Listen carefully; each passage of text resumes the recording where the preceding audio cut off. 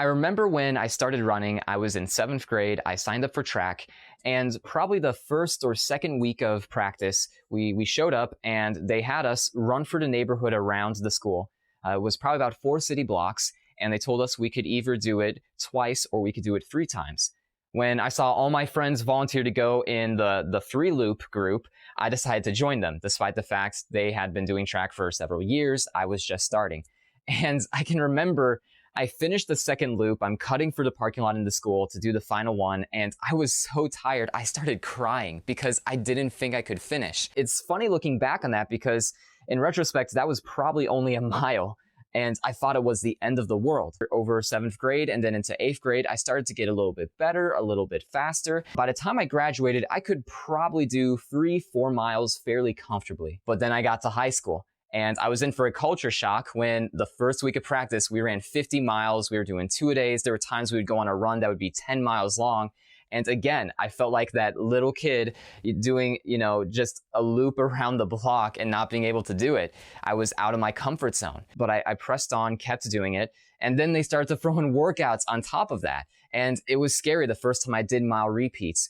They were our staple workout for cross country. You would run a mile at your race pace. You would take a 5-6 minute break, get back on the track, and run the next mile faster than the one before. And you would do that anywhere from 3 to 5 times. If you didn't hit your time, you would have to do an extra mile on top of the ones you were already doing.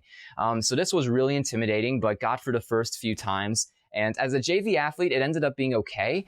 But then when I became a varsity athlete, there were much higher expectations, and I had to run at a much faster pace, and it became challenging again. So by the time I got through high school, I was a better athlete than I had been a few years ago. But then there was another challenge. I wanted to run a marathon, and that meant that I had to run more again than I ever had before. So it meant running 60 miles a week, sometimes doing 13 miles or 16 miles in a day. Probably should have done a little bit more for the marathon, but that's what I could handle. And then I went out and ran the race, and it was the toughest thing I'd ever done. The reason why I'm sharing all this about running is I think it relates to our journey in life. Every time we face a challenge and overcome it, or we take a step towards our goal or a dream that we care about, very often there's another challenge right there waiting for us. As soon as in junior high I got used to running a mile, okay, now it was doing 2 miles, then it was 3 and 4 miles. And I slowly got used to that, and I felt like I was okay. But then the next step in high school was, okay, you've done 4 miles, well now you're doing 8 miles, you're doing 9 miles, you're doing 10 miles, you're doing 2-a-days and strength workouts on top of that. You're gonna do mile repeats. It was overwhelming, but that was the next challenge to get better. And as I did it, I did improve as an athlete. Then I got to college, and it was like, okay, Steven, you want to run a marathon? You got to do even more than you did in high school. You got to take that next step, face the next challenge.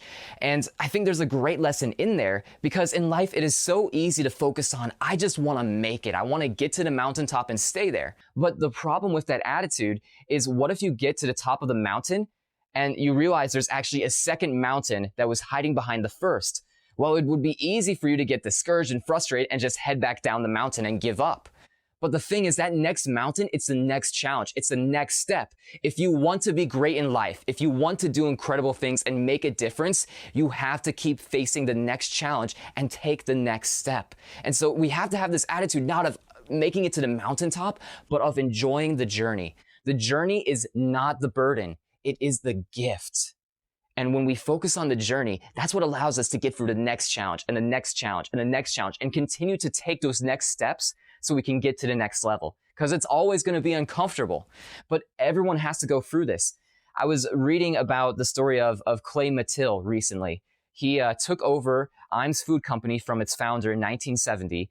And 39 years later, he took this small company that was just one building in Dayton, Ohio, a very local thing. He took it and sold it to Procter & Gamble for $2.3 billion. How the heck did he do that with a pet food company? Well, he did it not overnight. It took 4 decades to get there.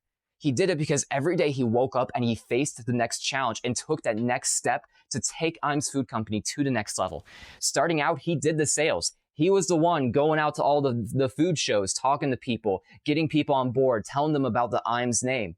Eventually, he hired someone to do the sales for him, which was great. But now the next challenge is, okay, we have more sales, more demand. Now we have to increase production. We need, to revamp our production line. We need bigger machines, more materials.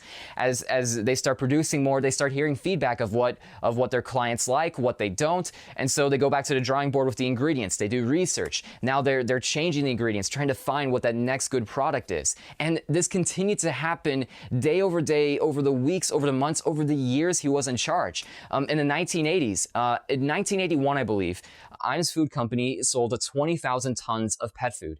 But their goal, their next step, was to get to 100,000 tons. How did they get there?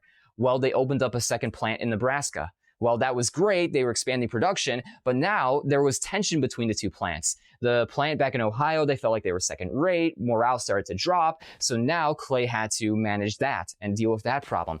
In addition, they started focusing on how can we continue to grow the company? Well, let's take our sales force from 40 people to 200. Well, that's a lot of people you're hiring. How are you going to hire them? How are you going to train them? How are you going to keep track of their success? And then as they generate demand, again, you got to go back and produce even more. I'm just sharing these things, and there's plenty of other challenges I could share from that 39-year journey Clay went on. But I'm sharing a few just to show you, if you really want to be great in life, if you really want to be a rock star in what you're doing, you got to be willing to continuously take the next step despite how uncomfortable it is.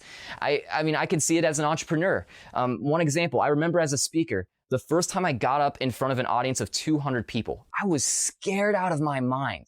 I mean, I was spending up all night practicing my talk, working on it. And there were a lot of moments I just wanted to cancel it. I had this pit in my stomach, this fear wondering, can I actually do this?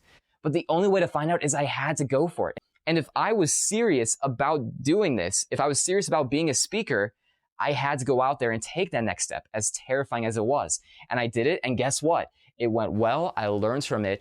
And now being in that environment again, it's okay. But guess what? There's a new challenge. There's another step that has to be taken. And so I take it. So my encouragement to you, stop seeing the journey as the burden. Stop seeing these little challenges along the way as an obstacle and see it as the pathway to success, the pathway to being the best person you can be, whether it's professionally, whether it's personally. I left out with Clay, there came a point where he admits in his autobiography that he had a problem with alcohol and he had to work through and overcome that because it was hurting his family life, his professional life. So focus on the professional, but don't forget you have to work and grow personally too, in order to be the best person you can be. Don't neglect the problems you got going on in your life. You have to face them and take the next step. You aren't going to overcome your problems overnight, but you can over time. So face the next challenge, overcome it, and then face the next one, face the next one. You start to build that habit. That is how someone can take, a small local company to selling it to $2.3 billion. That is how someone who is struggling with a lot of junk in their life can bring their life back together. It's by facing the daily challenge and seeing the journey as the gift. So wherever you are at in your story and your journey in life, I want you to face that next challenge, take that next step, whatever it is. Know there will be another challenge beyond that. And when that happens, you take the next step. It's by doing that you will see your own greatness.